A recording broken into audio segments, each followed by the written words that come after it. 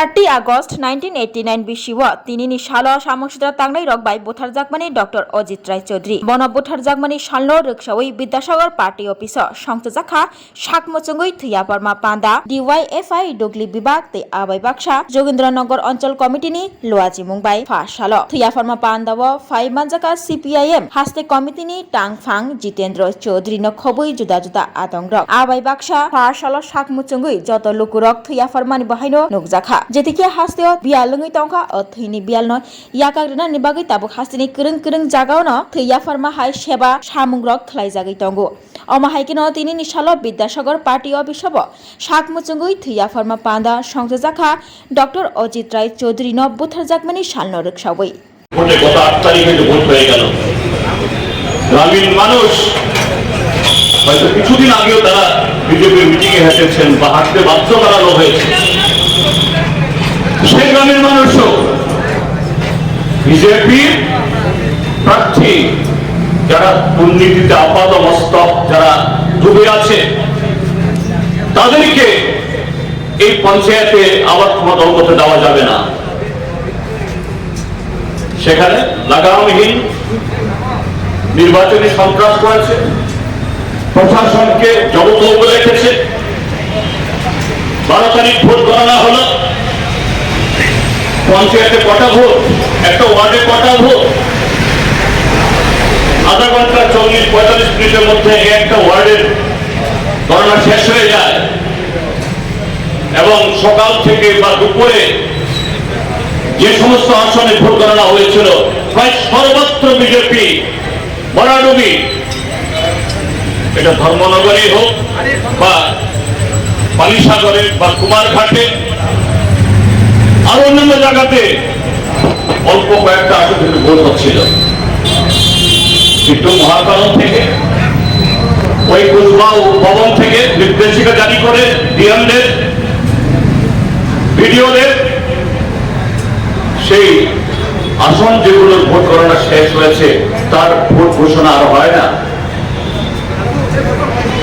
রাত 11টা-12টা অবধি ফলাফল ঘোষণা আটকে রেখে দিল,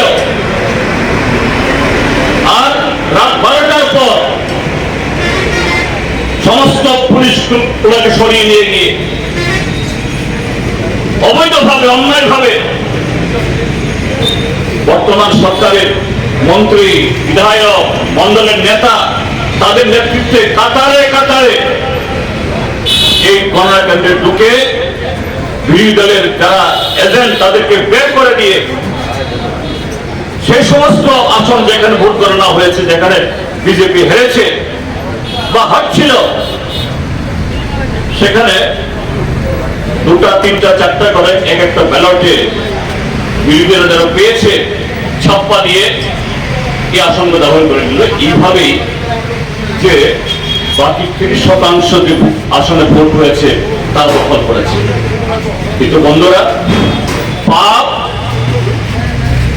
এটা আড়ালে থাকে না, এটাকে লুকিয়ে রাখা যায় না। সেই পাপের যে পরিণতি আমরা কি দেখছি আজকে 30 তারিখ, 12 তারিখে ভোট গণনা হয়েছে। সাধারণত 1 সপ্তাহ এবং খুব বেশি হলে পরে 10 দিনের মধ্যে জেলা পরিষদ, পঞ্চায়েত সমিতি, গ্রাম পঞ্চায়েত গঠিত হয়ে যায়। অর্থাৎ জেলা পরিষদের সভাধিপতি, পঞ্চায়েত সমিতির চেয়ারম্যান, ভাইস চেয়ারম্যান, গ্রাম পঞ্চায়েতের প্রধান, উপপ্রধান, তাদের শপথ গ্রহণ অনুষ্ঠান হয়ে যায়। 12 তারিখে হয়েছে, এটা 22-23 তারিখ সর্বাধিক হয়ে যাওয়ার কথা, হয়নি। পত্রপত্রিকা, কিছু পত্রপত্রিকা যারা কিছু স্বার্থের কারণেও তাদের কথা লিখেন, এই ত্রিপুরার যে বাস্তব চিত্র, কিভাবে জনগণের অধিকার লুণ্ঠিত হচ্ছে, ভোট ডাকাতি হচ্ছে, এই সমস্ত ছবি তোলেন না।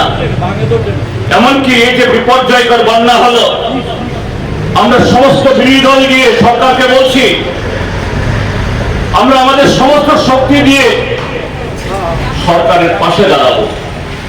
সরকার হয়তো কোনো পার্টি চালাতে পারে, সরকার তো জনগণের, দুর্গতদের কাছে আমরা থাকবো। সেখানেও আমরা দেখি দুস্থ লোককে উদ্ধার করার ক্ষেত্রে দলবাজি, ত্রাণ কার্যে দলবাজি, এই সমস্ত ঘটনা ঘটছে।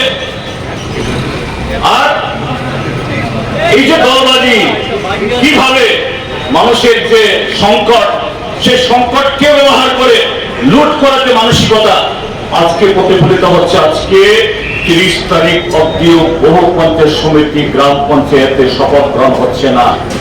কি কারণ? ভোট হয়নি বা ছাপ্পা ভোট দিয়ে জিতেছে। এসব এলাকাতে ভারতীয় জনতা পার্টি যাদের নাম ঘোষণা করেছে, প্রধান হবে, উপপ্রধান হবে, চেয়ারম্যান হবে, ভাইস চেয়ারম্যান হবে, জনগণ মেনে নিচ্ছে না। রাস্তা রোকো হচ্ছে, রক্তাক্ত হচ্ছে রাজপথ। জনগণ বিধায়কদের নাম তুলে গালাগাল দিচ্ছে, বলছে গরু চোর, চিনি চোর, গণতন্ত্র হরণকারী, নারী নির্যাতনকারী, আমরা তাদের মানব না। স্বৈরতন্ত্র কায়েম হলে, গণতন্ত্র না থাকলে কি হয়? এটা মাত্র শুরু, এটা মাত্র শুরু। হয়তো পুলিশ পল্টন দিয়ে গায়ের জোরে সেই চেয়ারম্যানরা, সেই ব্যক্তিরা গ্রাম পঞ্চায়েতের আসন দখল করবে। কি হবে? আমার কথা যারা শুনছেন আপনারা দরকার হলে পরে রেকর্ড করে রাখুন, লিখে রাখুন। দেখবেন যারা প্রধান হয়েছেন, চেয়ারম্যান হয়েছেন, আজকে তাদের সম্পদ কি, একটা বছর বাদে এই লোকগুলোর চেহারা কি, ঘরের চেহারা কি, এদের বৈভব কি দেখবেন। কারণ এরা জনগণের দ্বারা নির্বাচিত না, জনগণের দ্বারা পছন্দের প্রার্থী তারা না, এমনকি তাদের দলের যাদের সাধারণ সমর্থক তাদেরও না। তার মানে হলো এরা যে অস্থিতিকর পরিস্থিতি, গণতান্ত্রিক পরিবেশকে আরো দুর্বল করে, রক্তাক্ত করে, মানুষের কথা বলার অধিকার ছিনিয়ে নিয়ে